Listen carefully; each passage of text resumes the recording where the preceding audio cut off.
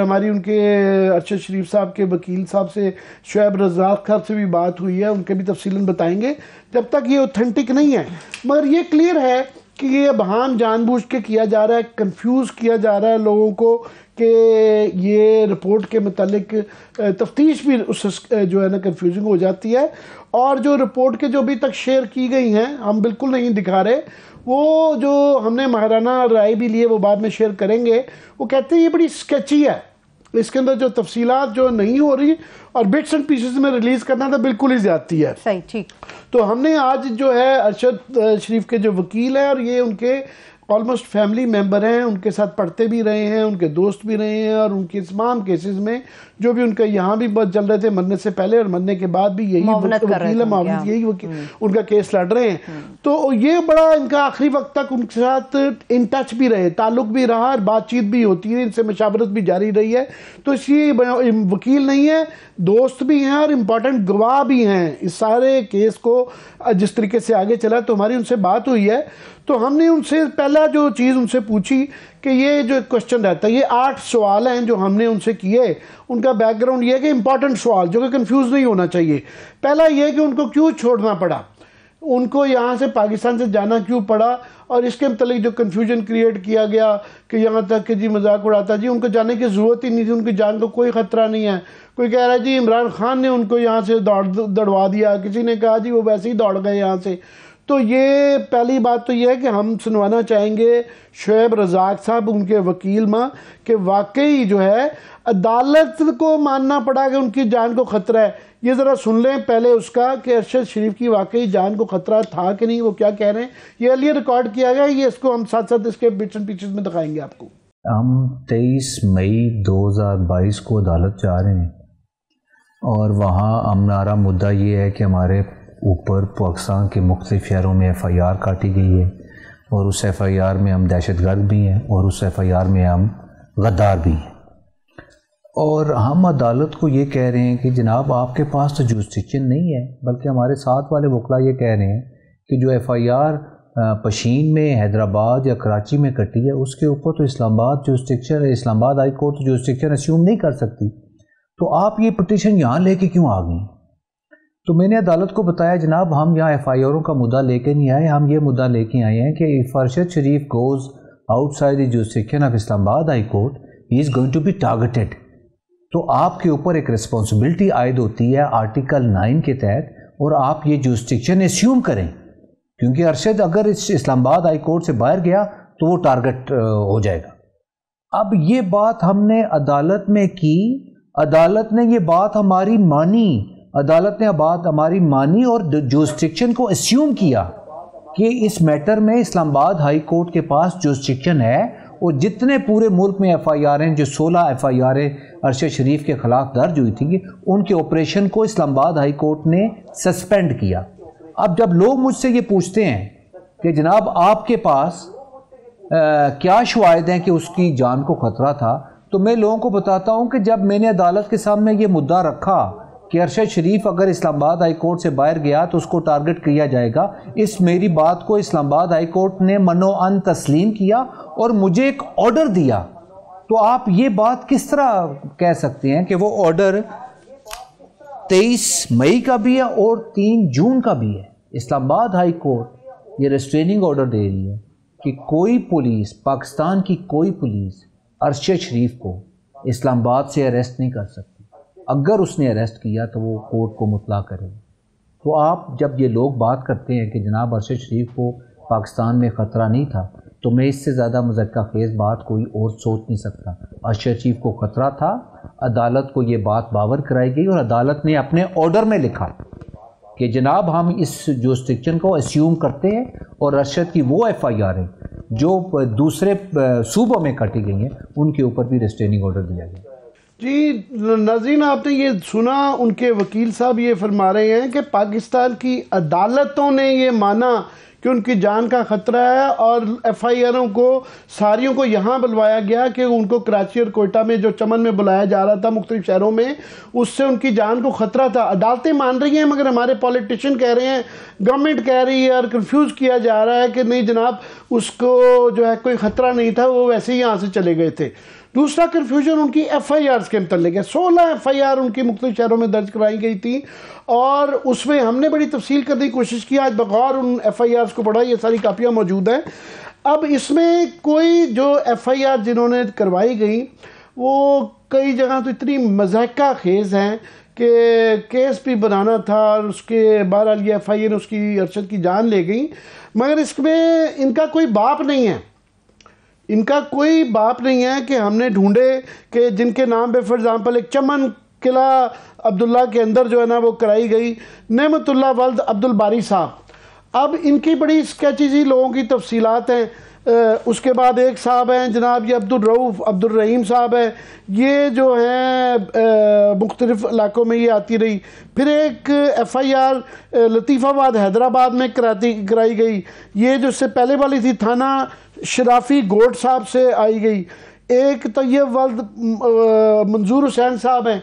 अच्छा, इन लोगों को हमने पता करने की कोशिश की कि इनका जो FIR में पता है, फ़ोन नंबर वगैरह तो है नहीं है, नाम भी इनका अभी तक कोई पेश ही नहीं हो रहा। उन्होंने कहा जनाब हमने भी वकला ने कहा हमने भी बड़ी कोशिश की, अभी तक कोई पेश नहीं हो रहा, और गारबन जब पेश होगा वो कहेगा जनाब मेरे काफ़ी जगह पे कॉपी एंड पेस्ट की गई हैं FIRs के अंदर, एक ही मंदरजात हैं। पता चल रहा है कितनी मेहनत नहीं की कि अलग-अलग ही उसकी कोई एप्लीकेशन दे देते।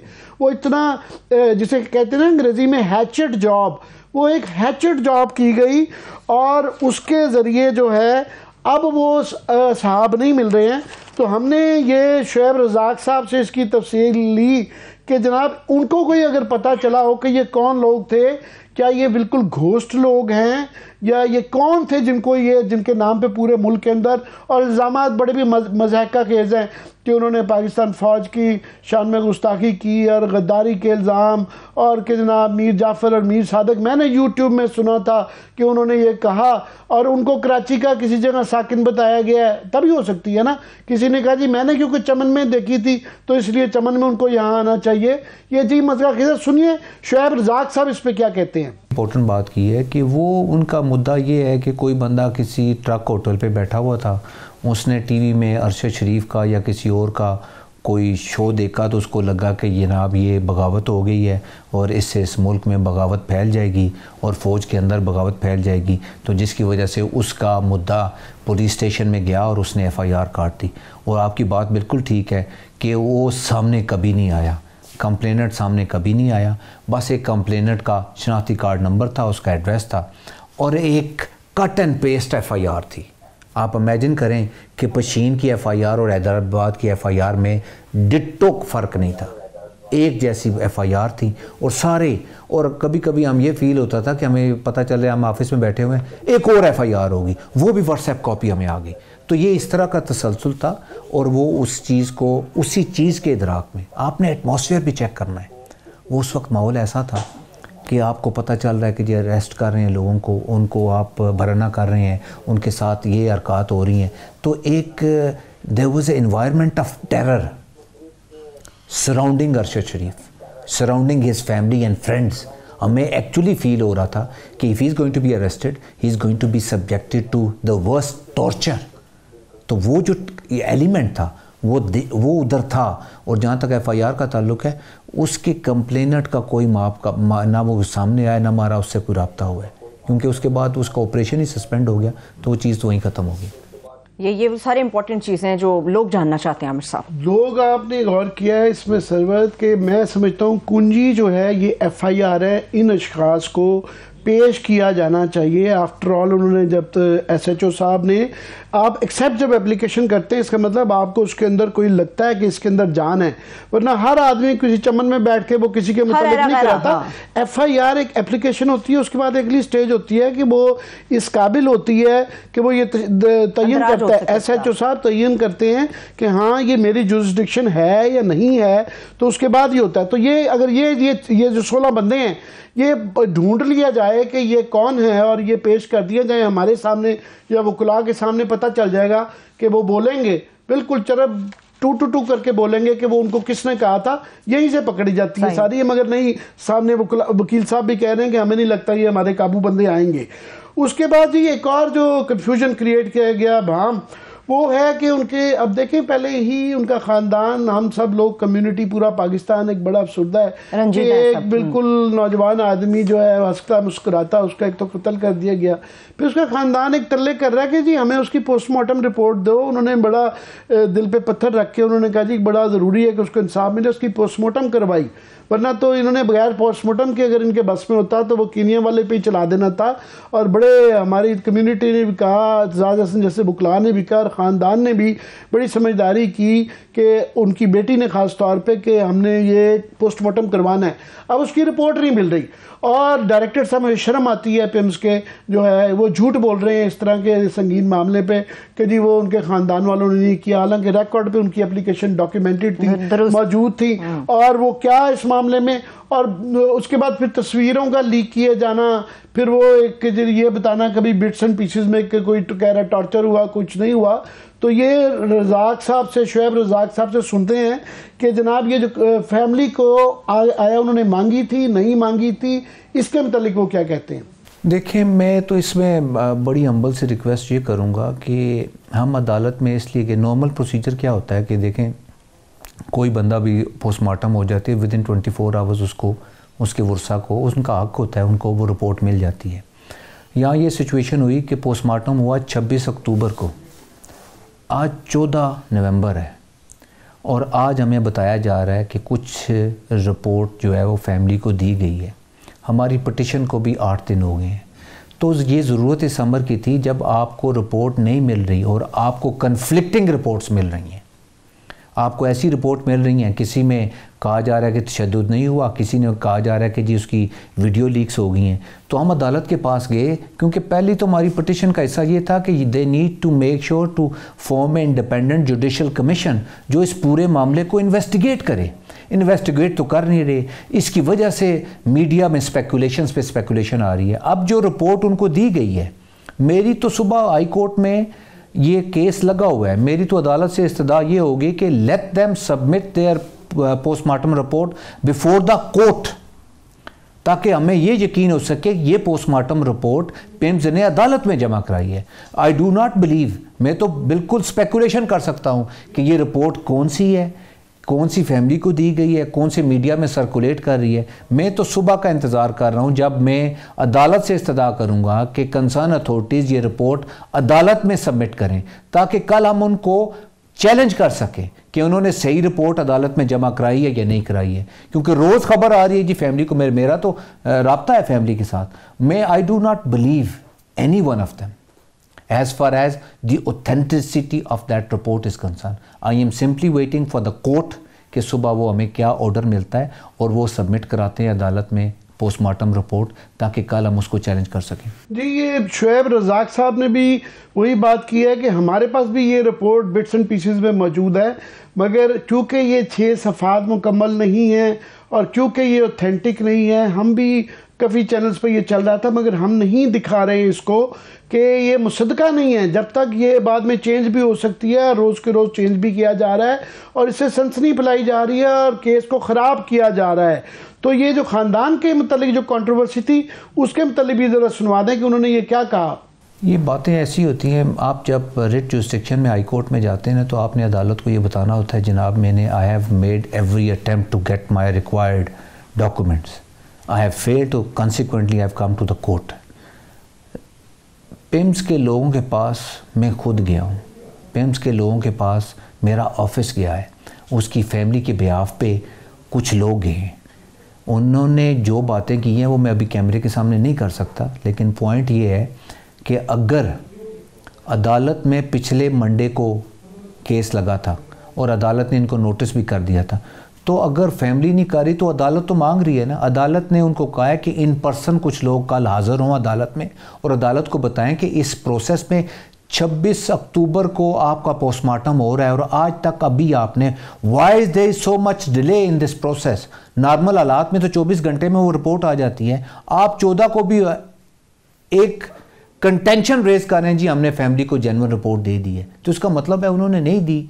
अब इस मुल्क में बहाने बनाना तो बड़ा इजी काम है ना, अगर उन्होंने काम करना होता, मुझे क्या ज़रूरत थी हाई कोर्ट में जाने की। सही है, ठीक है, लेकिन आमिर साहब ये बात तो दुरुस्त है कि बहुत सारी चीज़ें जो मीडिया के अंदर मुख्तलिफ गलत तरीकों से सामने आ रही हैं उसको शोएब रज़ाक साहब दुरुस्त कर रहे हैं कि वाकई इन पर्सन वो खुद गए थे पुलिस वालों के पास, इसलिए उनकी ये बात बिल्कुल गलत है कि फैमिली की तरफ से किसी ने उनसे रब्ता नहीं किया रिपोर्ट्स वगैरह के लिए। ये एक मामला है। दूसरा जो मामला है अरशद शरीफ की कीनिया में, तो ठीक है वहाँ वाक़या हुआ, मगर ये हमने बड़ी उनसे पूछा, अभी बताएंगे कि पाकिस्तान में उनकी FIR दर्ज होनी थी और उसमें हमें ये शक पड़ता है कि बदनीति है शुरू से ही, कि ये उसको डिस्टॉर्ट किया जा रहा है, यही नहीं पता चल रहा कि किसको करनी है FIR, किसकी जुरिस्डिक्शन है, कैसे होगी, कौन करेगा। और उसके बाद अभी ये सबसे जो अहम बात जो की शोएब रज़ाक साहब ने, वो ये कि ये प्राइम मिनिस्टर ने सुप्रीम कोर्ट से कहा कि आप जुडिशल कमीशन बनाएं, बिल्कुल बड़ी अच्छी बात है, पर हमें शक पड़ता है कि वो भी जान छुड़ाने के लिए है, इनकी बदनीति थी शुरू से ही। और ये मेरा शोएब रज़ाक साहब भी इस बात की निशानदेही करते हैं, वो कहते हैं कि इसका सही फोरम जो है वो इस्लामाबाद हाई कोर्ट है, सुप्रीम कोर्ट नहीं है। सुनिए ज़रा उन्होंने ये कहा है। हमने प्रोसेस को इस तरह एवेलुएट करना है कि हमारी जो पहली पिटिशन थी, जिसमें हमारी पहली प्रेयर ये थी कि अरशद शरीफ के जस्ते खाकी को जल्द अज जल्द पाकिस्तान लेके आया जाए। साथ साथ हमारी दूसरी प्रेयर ये थी कि आपने जुडिशल कमीशन बनाना है जो इन्वेस्टिगेट करे उन मोहरक़ात को जिसकी वजह से उसको मुल्क छोड़ना पड़ा, जिसकी वजह से उसको दुबई और केनिया में डिसाइड करना पड़ा। तो उसके बाद अगर जुडिशल कमीशन कहता है, ज़ाती तौर पर मैं समझता हूँ कि इसकी FIR पाकिस्तान में होनी चाहिए, ठीक है जी। आप FIR का मतलब किसी के ऊपर मुरद इल्ज़ाम लगाना तो नहीं है ना, FIR काट के आप इसको इन्वेस्टिगेट करें मज़ीद, लेकिन कम अज़ कम आप FIR आपको डायरेक्शन तो दे देती है ना कि वे टू लुक फॉर, किधर आपने देखना है। आपने गवर्नमेंट की भी रिस्पॉन्सिबिलिटी जुडिशल कमीशन की हद तक देख लें। प्राइम मिनिस्टर साहब एक दिन ऐलान करते हैं कि जी हम जुडिशल कमीशन बनाते हैं, दूसरे दिन वो इंक्वायरी कमीशन का नोटिफिकेशन इशू कर देते हैं। जुडिशल कमीशन और इंक्वायरी कमीशन में ज़मीन आसमान का फ़र्क है। Inquiry commission is done in accordance with inquiry commission act 2017 जिसमें इंक्वायरी होती है। Judicial commission is headed by judicial officer जो हाज़िर सर्विस अदालत का होता है, जो हमारी कंटेंशन थी। तो नो वन इज़ इंटरेस्टेड। अगर लोग इंटरेस्टेड नहीं हैं तो आप गवर्नमेंट को इल्ज़ाम दे दें, इंस्टीट्यूशन को इल्ज़ाम दे दें, सोसाइटी को एज ए नेशन को इल्ज़ाम दे दें। No one is interested. अगर आप इंटरेस्टेड नहीं हैं तो बहुत सारे इधर और बहुत सारे मुद्दों पे मट्टी पड़ गई है, इस पे मट्टी पड़ जाएगी। लेकिन इसका पहला स्टार्ट क्या है मेरे हम्बल राय में, you got to make sure कि आप एक जुडिशल कमीशन कंस्टिट्यूट करें headed by Islamabad high court जज। Why? All the matters pertaining to Arshad Sharif and the freedom of press, they are pending and they have been dealt with by Islamabad High Court। और Islamabad high court के वो सारे मोहरक़ात को discuss कर सकता है और that is the most relevant forum. Government ने अपने सर से वज़न उतार के सुप्रीम कोर्ट को लेटर लिख दिया, और वो साथ साथ लेटर कैसा लिखा कि जनाब फुल कोर्ट कमीशन का जुडिशल कमीशन का हिस्सा हो, which is not possible. The most appropriate forum as far as this issue is concern is Islamabad high court. Islamabad high court के पास मटेरियल भी है, एक जज को अपॉइंट कर दे, वो इन्वेस्टिगेट कर ले, फिर उनकी फाइंडिंग आती है उसके मुताबिक आप FIR भी काटें। क्योंकि अगर आपका एम्बेसडर केनिया में इस चीज़ को कंफर्म करे कि ये जो कत्ल यहाँ हुए इसके कुछ मोहरक़ात पाकिस्तान में भी ढूंढे जा सकते हैं, तो फिर पाकिस्तान में FIR हो सकती है। अब ये सारा काम गवर्नमेंट के पास है। गवर्नमेंट की अगर नीयत होगी और उनको ये फील होगा कि ये इतना बड़ा जुल्म हुआ है, हमने इसको इन्वेस्टिगेट करना है, तो फिर तो वो कर सकते हैं। अगर किसी की नीयत नहीं है तो मैं बातें करता रहूं या मुझसे लोग बातें सुनते रहें, it does not make any difference. अमल का दारोमदार नीयतों के ऊपर है। आमिर साहब, मरहूम अरशद शरीफ साहब के जो दोस्त भी हैं, उनके वकील शोएब रज़ाक साहब, वो हमारे साथ मौजूद थे, उनसे सवालात किए, हमारी टीम ने उनसे सारी चीज़ें जानी। कीनिया के हवाले से आमिर साहब आपने बात की थी, ये वो एक अहम सवाल है, एक अहम हिंट है, पब्लिक जानना चाहती है आखिर मुत्तहिदा अरब अमारात से कीनिया का सफ़र क्यों किया। बड़े और कंट्रीज थे, तकरीबन 33 से 34 ऐसे कंट्रीज हैं जहां पर आप UAE से ऑनवर्ड जा सकते हैं, तो कीनिया का इंतखाब क्यों हुआ? शुएब रज़ाक साहब से मेरे ख्याल में इसका जो जवाब भी है, शुएब रज़ाक साहब से वाकई तौर पर पूछा गया हमारी टीम की तरफ से कि दुबई से कीनिया की तरफ वो क्यों रवाना हुए, क्या आप इस बारे में जानते थे, क्या गुफ्तगू हुई सी? उसके ऊपर शुएब रज़ाक साहब ने क्या अपना जवाब दिया था, वो आपको सुनाते हैं। मेरी अरशद से दुबई में बात हुई कि जनाब I am leaving Dubai because I have been visited by some Dubai immigration officials and they have given me only two choices, either go back to your own country or leave UAE. अब उसको जब ये मिला, अब इसमें किसने लिखा, किसने दबाव डाला, इसके बारे में मुझे कोई इन्फॉर्मेशन नहीं है। लेकिन अरशद के साथ मैं अल्लाह को हाज़िर नाज़िर जान के ये बात बता रहा हूँ कि अरशद के साथ जो मेरी बात हुई, उसने कहा शुएब भाई मुझे वो कह रहे हैं कि आप ये मुल्क छोड़ें। They were kind enough to give me 5 working days कि आप यहाँ से चले जाएँ या जिधर मर्ज़ी चले जाएँ, हमारा मुल्क छोड़ दें। इसमें कौन इन्वॉल्व है, कौन नहीं involve, I am not sure about that, but ये कन्वर्सेशन मेरी अरशद के साथ हुई। और दूसरी वजह ये हो रही है ना कि आप कुछ लोग कह रहे हैं कि जी वो अपनी मर्ज़ी से चला गया दुबई से। अगर आपके पास ऑप्शन हो टू लिव इन एग्जाइल और आपको चॉइस करनी पड़े दुबई और केनिया के दरमियान, तो कौन जी शऊर आदमी जो है वो केनिया जाएगा दुबई छोड़ के? अरशद को this was the most difficult choice of his life. उसको दुबई छोड़ के केनिया जाना पड़ा और वो उसकी अपनी फ्री विल नहीं थी, अपनी मर्जी नहीं थी। लेकिन बहुत सारी चीज़ें जो हल तलब हैं आमिर साहब अभी भी। जी हल तलब एक और बहुत बड़ा सवाल है। वो 2 अशख़ास जिनके पास जाके अरशद रहे, खुर्रम और वक़ार जो है, उनके ऊपर बड़े सवाल या निशान हैं कि जनाब ये कौन थे और इनका क्या किरदार है, तो उनकी तफ्तीश होनी चाहिए। तो रज़ाक साहब जो हैं, शुएब रज़ाक साहब, उन्होंने कहा कि ये वो ऑलमोस्ट मैंने बताया फैमिली मेम्बर हैं, सारे ख़ानदान को जानते हैं और अरशद के साथ रब्ते में भी थे। उन्होंने कहा जी मैंने इन 2 अशख़ास का ज़िक्र नहीं सुना था और इनका ये नहीं पता कि कौन हैं, क्या इनका रोल है। ये सुन लें शुएब रज़ाक साहब से कि वो क्या कह रहे हैं। अच्छा, ये बड़ी इंटरेस्टिंग बात है। वजह ये हो रही है कि under Arshad was in lot of pressure. मैं उसके दोस्तों को जानता हूँ, वो मेरे दोस्तों को जानता है, हम एक दूसरे की फैमिली के बहुत क्लोज़ हैं। I was not aware of these peoples existence in Arshad life. मुझे नहीं मुलाकात, बात भी नहीं कभी हुई। साथ साथ ये बात अगर FIR हो जाती है, जुडिशल कमीशन रिकमेंडेशन देता है FIR की, FIR हो जाती है, तो आप फिर उनको एक्स्ट्राडाइट करेंगे ना, because these were the 2 most important people जिन्होंने इनमें से एक बंदे ने अरशद के साथ आखिरी वक्त गुजारा है। He was in the car, जो हमें इंफॉर्मेशन मिली है। तो these are the most important witnesses. तो आप इनको किस तरह कह सकते हैं एक्स्ट्राडाइट करना? देखें, at the end of the day अगर आपकी नीयत है कि इस जुल्म का इदराक कहीं करना है और इसको जो इन लोगों ने किया है उनको कैफ़रे किरदार तक पहुंचाना है, तो ये तो सारे काम आपको करने पड़ेंगे। अगर आप इस नहीं करेंगे, आपकी नीयत नहीं है, तो फिर आप बहाने ढूंढते रहेंगे, ये भी नहीं हुआ, वो भी नहीं हुआ। नीयत होनी चाहिए आमिर साहब, और वाकई तौर पे इन लोगों को लाना चाहिए। अगर कोर्ट ये डिसीजन सामने लेकर आती है कि ये 2 बंदे हाजिर हों, यहाँ पर लाए जाएं ताकि उनसे इन्वेस्टिगेट किया जा सके। सारा इशू ही नीयत का है कि तफ्तीश जिस तरीके से चल रही है और जिस तरह उसके अंदर अभी तक जो कवर अप ज़्यादा नज़र आता है, यहाँ तक कि कीनिया के जो 2 अशख़ास भिजवाए गए थे, ये रिपोर्टेड ख़बरें हैं, ख़बरें छपी हैं, पाकिस्तान में भी छपी हैं कि एक तीसरा आदमी उनके साथ लगा दिया गया। वो कौन था, किसके कहने पे किया, उसने क्यों किसको रिपोर्ट किया, तो वो एक एक चीज़ के अंदर शामिल रहा कि कहाँ कहाँ से क्या क्या क्वेश्चन उनसे पूछे गए हैं ताकि कवर अप वो वाला हो। तो ये तो मेरा नहीं ख्याल है, ये पूरी हमारी कम्युनिटी का, पूरे पाकिस्तान का और उनके वकील साहब का भी, कि उनका ये आफ्टर कौन लोग थे जो इसको सारे पीछे थे और अब इसकी तफ्तीश को कंफ्यूज कर रहे हैं और क्यों किया जा रहा है। ये फाइनली सुन लें शुएब रज़ाक साहब क्या कहते हैं। नहीं, मैं इस पे लीगल राय तो नहीं दे सकता, मैं आपको पर्सनल राय ये दे सकता हूँ। लीगल राय क्या है कि गवर्नमेंट ने अभी तक किया क्या है। एक बात उन्होंने की है, वो ये हुआ कि हमारी पटिशन का पहला प्रेयर ये था कि जनाब उनका जस्ते खाकी पाकिस्तान में जल्द अज जल्द आ जाए। उसकी वालदा की ये ख्वाहिश है। सुबह 4 बजे जिस दिन उसको असैसिनेट किया गया, 4 बजे उसकी वालदा की ये ख्वाहिश थी। Consequently we went to the high court in the morning. ये मैंने अदालत के सामने भी कहा कि interior ministry and foreign office ने हमारे साथ कोऑपरेट किया और उसका जस्ते खाकी आ गया।